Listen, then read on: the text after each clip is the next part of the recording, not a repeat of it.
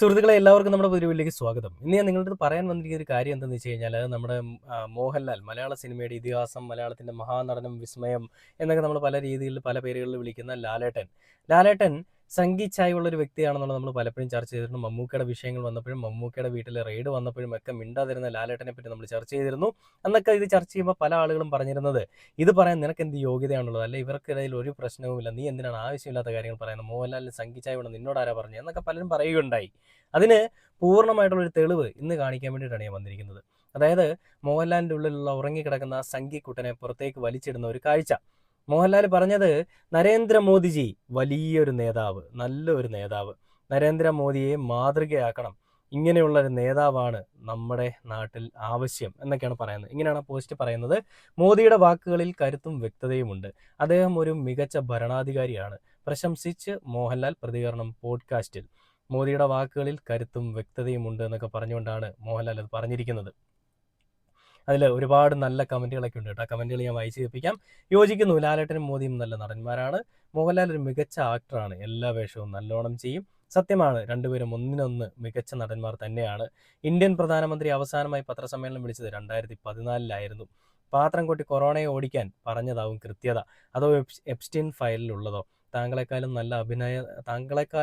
നല്ല അഭിനേതാവാണ് ED പേടി കൊണ്ട് മോഹൻലാൽ പറയുന്നു.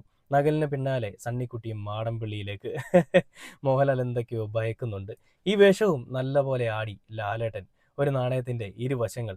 മോദിയെയും വിജയനെയും ഒരേപോലെ സുഖിപ്പിച്ച് ലാൽ മുന്നോട്ട്.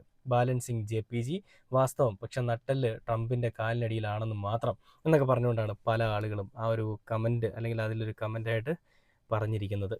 നരേന്ദ്രമോദിയാണ് ഇവിടുത്തെ ഏറ്റവും നല്ല നേതാവെന്ന് പറഞ്ഞുകൊണ്ടുള്ള നമ്മുടെ മോഹൻലാലിന്റെ വീഡിയോടെ ഞാനൊന്ന് കാണിച്ചു തരാം. പ്രധാനമന്ത്രി നരേന്ദ്രമോദിയെ പുകഴ്ത്തി നടൻ മോഹൻലാൽ മോദി മികച്ച ഭരണാധികാരിയാണെന്നും പ്രചോദിപ്പിക്കുന്ന നേതാവാണെന്നും മോഹൻലാൽ അഭിപ്രായപ്പെട്ടു. മോദിയുടെ കാഴ്ചപ്പാടുകളിൽ കരുത്തും വ്യക്തതയും ഉണ്ടെന്നും കലാകാരന്മാരോടുള്ള അദ്ദേഹത്തിന്റെ കരുതൽ അനുഭവിച്ചറിഞ്ഞിട്ടുണ്ടെന്നും മോഹൻലാൽ പറഞ്ഞു. കേന്ദ്ര സർക്കാരിന് വേണ്ടിയുള്ള പ്രത്യേക പോഡ്കാസ്റ്റിലാണ് മോഹൻലാലിന്റെ പരാമർശം. രാജ്യത്തോടുള്ള പ്രധാനമന്ത്രിയുടെ സമർപ്പണ മനോഭാവം മാതൃകയാണെന്നും മോഹൻലാൽ പുകഴ്ത്തി. മോദി രാജ്യത്തെ അമ്മയെ പോലെയാണ് കാണുന്നത്, മോദി ഒരു യോഗിയാണെന്നും പശുവിനെ എങ്ങനെയാണ് വ്യക്തിത്വമല്ലെന്നും മോഹൻലാൽ കൂട്ടിച്ചേർത്തു. ബുദ്ധിമുട്ടേറിയ സാഹചര്യങ്ങളിൽ മോദി രാജ്യത്തെ നയിക്കുന്നത് കണ്ടുപഠിക്കേണ്ടതാണെന്നും മോഹൻലാൽ അഭിപ്രായപ്പെട്ടു. മോദിയുടെ അടുത്തു നിന്നാൽ സ്നേഹം അനുഭവിച്ചറിയാമെന്നും മോഹൻലാൽ പറഞ്ഞു.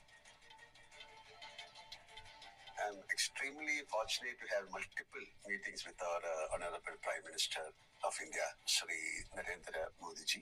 Every time when I met him, I had experienced the vibe of meeting a true statesman and a firm and visionary leader. His dedication to our nation is truly inspiring. I have always admired his strength and clarity of vision. His wisdom and grace in leading India are commendable. I have personally experienced in the warmth, care and his respect which he shows towards artists and creators.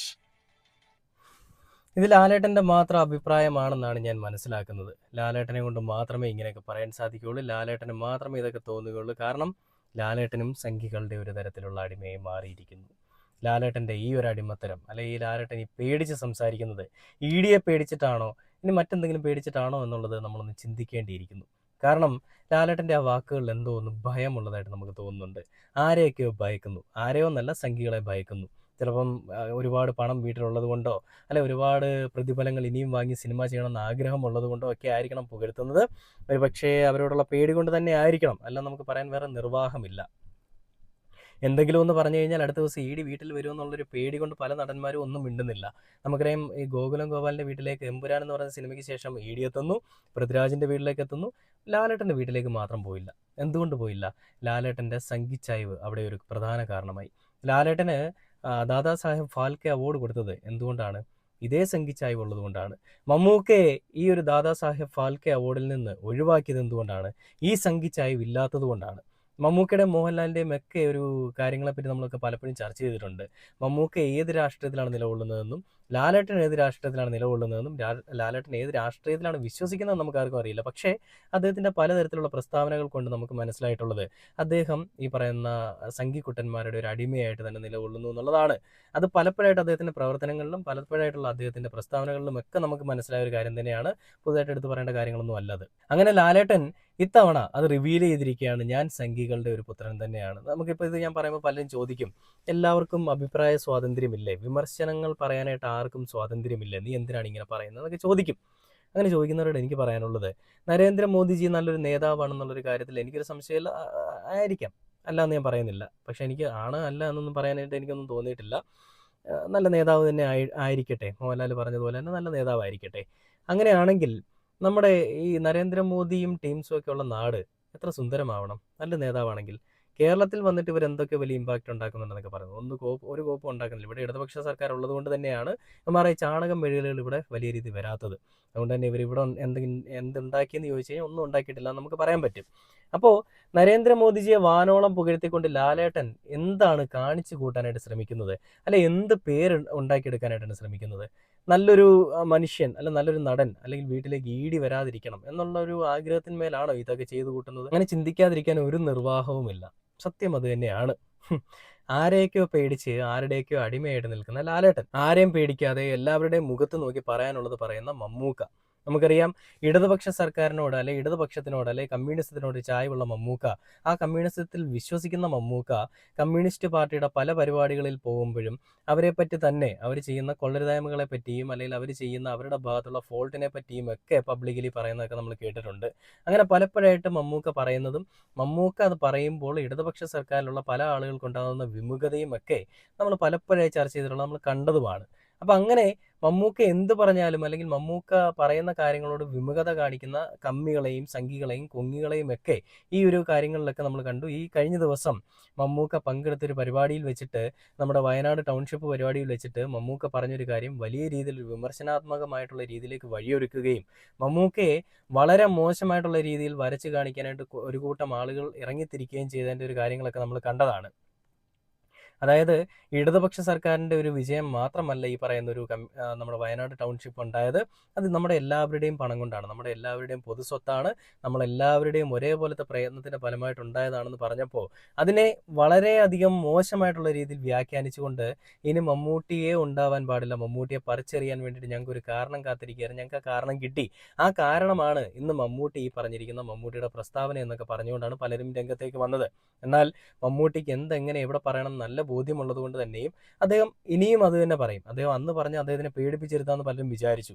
74 വയസ്സുള്ള ഒരു മനുഷ്യനെ എന്ത് പേടിപ്പിക്കാനാണ്? അങ്ങനെ പേടിപ്പിച്ചിരുത്താമെന്ന് വിചാരിച്ച് ഇവരോരോന്ന് പറഞ്ഞു മമ്മൂട്ടിയെ പേടിപ്പിച്ചു, അല്ല മമ്മൂട്ടി പേടിച്ചു എന്നാണ് ഇവന്മാർ വിചാരിക്കുന്നത്.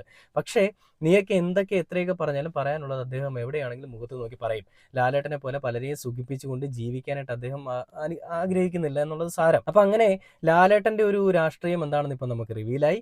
ലാലേട്ടൻ്റെ ഏത് രാഷ്ട്രീയത്തിലാണ് ലാലേട്ടൻ വിശ്വസിക്കുന്നത് അതൊക്കെ ഓരോരുത്തരുടെ അവരെ ഡിപ്പെൻഡ് ചെയ്ത് നിൽക്കുന്ന കാര്യങ്ങളാണ്, അവരുടെ ലൈഫിലെ തീരുമാനങ്ങളാണ്. അത് അവർ നല്ല രീതിയിൽ അവരെടുത്ത് ഇങ്ങനെയൊക്കെ പൊക്കോട്ടെ, നമ്മൾ അതിനെപ്പറ്റി ഒന്നും പറയുന്നില്ല, ഞാനൊന്നും പറയുന്നില്ല. അവരുടെ അഭിപ്രായങ്ങൾ അവർക്ക് വിമർശിക്കാനും അവർക്ക് പരാമർശിക്കാനും അവർക്ക് വിശദീകരിക്കാനും ഒക്കെ അവസരമുണ്ട്.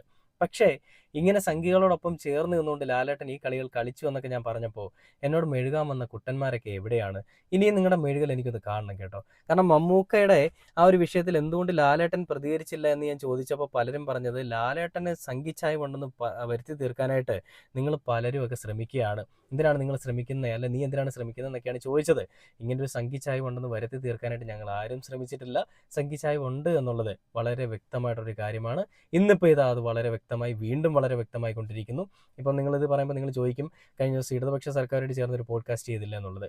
അവരുമായിട്ട് ചേർന്ന് പോഡ്കാസ്റ്റ് ചെയ്യുമ്പോഴും മമ്മൂക്ക അല്ല ലാലേട്ടൻ്റെ മനസ്സ് സംഘികളുടെ ഒപ്പം തന്നെയായിരുന്നു. ആ ഒരു പേടി ഉള്ളത് കൊണ്ട് തന്നെ ആയിരിക്കണം ഇടതുപക്ഷ സർക്കാരിനൊപ്പം ഒരു പോഡ്കാസ്റ്റ് ചെയ്തിട്ട് ഓടിച്ചെന്ന് ഈ സംഘികൾക്ക് വേണ്ടിയിട്ടൊരു പോഡ്കാസ്റ്റ് ചെയ്തത്. നമുക്കറിയാം, പാത്രം കൂട്ടി കൊറോണ ഓടിക്കുന്ന കാര്യം പറഞ്ഞപ്പോൾ ആദ്യം രംഗത്തേക്ക് എത്തിയത് ലാലേട്ടൻ തന്നെയായിരുന്നു. അപ്പോൾ പിന്നെ അതിൽ കൂടുതൽ ഇനി നമുക്കൊന്നും ചിന്തിക്കാനില്ലല്ലോ, അല്ലെ ചിന്തിക്കേണ്ട ആവശ്യമില്ലല്ലോ. എന്തൊരു കഷ്ടമാണല്ലേ സംഘികളോടൊപ്പം ചേർന്ന് നിന്നുകൊണ്ട് ലാലേട്ടൻ കളിക്കുന്ന കളികൾ. നമോ ഭാഗം.